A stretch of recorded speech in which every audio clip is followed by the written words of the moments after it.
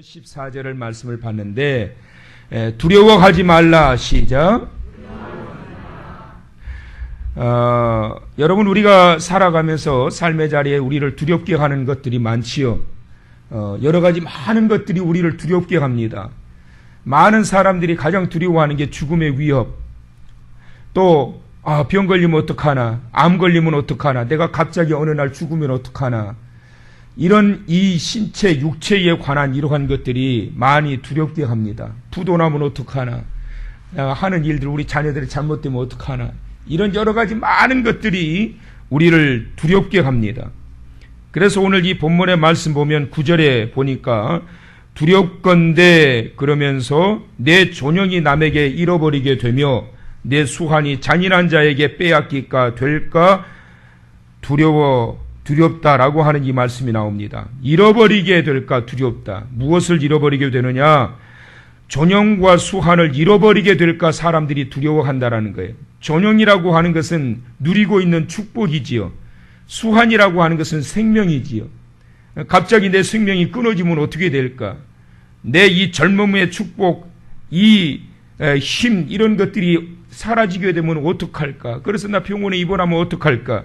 이런 이 육체적인 것들에 대한 것들, 육신적인 것들, 세상적인 것들, 이러한 것들에 대하여 잃어버리게 되면 어떻게 될까? 사람들이 두려워한다라는 거지요. 그 다음에 10절의 말씀을 보니까 두렵건대 타인이 내 재물로 충족하게 되며 내 수고한 것이 외인의 집에 있게 될까 하노라. 무엇을 두려워하는 거지요? 빼앗길까 두려워하는 거예요. 열심히 수고해서 모았는데 다른 사람이 다 가져가 버린단 말이에요. 부도난단 말이에요. 잃어버리게 된단 말이에요. 강도와 이 도둑을 맞게 된다라는 거예요. 그래서 빼앗기게 될까 두려워하는 이러한 이 모습들이 우리에게 있다라는 겁니다. 세 번째 두려움이 11절에 나오는데 두렵건대 뭐지요? 마지막에 이르러 내 몸, 내 육체가 쇠약할 때에 그러면서 12절과 13절, 14절의 말씀의 핵심은 뭐냐면 점점점 나빠질까 두려운 거예요. 몸이 쇠약해지면서 우리의 육체가 쇠약해지면서 나이가 들어가고 쇠약해지면서 갈수록 점점 나빠질까 두려워하는 거예요. 건강도 나빠지고 사는 형편도 나빠지고 여러 가지 모든 것들이 점점 나빠지면 어떡하나. 그래서 이 세 가지 이 두려움을 가지게 되지요. 나에게 가지고 있는 것들이 빼앗길까, 점점 나빠지면 어떡하나, 그리고 나의 지금 누리고 있는 모든 것들을 다 잃어버리게 되면 어떡할까. 이런 모든 두려움들을 가지고 살게 된다라는 거예요. 사랑하는 성도 여러분, 9월 세 달에는 이런 두려움들이 다 사라지고 두려움이 변하여 찬송이 되길 축원합니다. 두려움이 변하여 간증이 되길 축원합니다. 두려움이 변하여 더 큰 하나님의 축복과 하늘의 영광으로 다가오게 되기를 주님의 이름으로 축원합니다. 그래 되기 원하시지요. 두려움이 사라져야 된단 말이에요. 자, 그러면 어떻게 해야 되느냐? 두 가지를 말씀하고 계십니다. 첫째는 8절의 말씀을 주고 계시는데 다 같이 시작. 내 길을 그에게서 멀리하라. 그의 집 문에도 가까이 가지 말라. 내 길을 그에게서 멀리하라. 가서는 안 될 길 가지도 말고 해서는 안 될 일 하지도 말라라는 거예요. 그렇게 하면 내 생명 잃어버리지 않을 거고 내 재물 잃어버리지 않을 거고 내가 지금 누리고 있는 이 축복과 은혜와 한량없는 하나님의 놀라우신 그 은총을 잃어버리지 않는다. 왜 잃어버리게 되느냐? 가서는 안 될 길을 가기 때문에 잃어버리게 된단 말이에요, 여러분. 강도가 우글거리는 그 길을 왜 지나요? 그러니까 강도에게 잡혀서 다 뺏기는 거지요. 강도가 우글거리는 곳은 가지 말아야지요. 왜 어두움의 자리는 왜 가요? 왜 가가지고 시궁창물에 빠지고 돌부리에 넘어지고 왜 그래? 안 보이니까 그럴 수밖에. 왜 빛이 없는 자리에 왜 가요? 길이 아닌 곳은 가지 말라. 해서는 안 될 일을 하지 말라. 그러면 내가 지금 누리고 있는 것들을 누리게 될 뿐만 아니라 점점 나빠지는 것이 아니라 다윗과 같이 점점 강성해지게 되리라. 할렐루야! 그러니까 여러분 방법을 말씀해 주셨단 말이에요. 이유가 있어요. 원인이 있어요. 빼앗기는 이유가 있고 다 원인이 있는 거예요. 왜 가지 말라라고 하는 길을 가냔 말이에요. 또한 18절의 말씀을 주고 계십니다. 다 같이 18절 시작. 내 셈으로 복되게 하라. 내가 젊어서 취한 아내를 즐거워하라. 따라서 합시다. 내 셈으로 복되게 하라.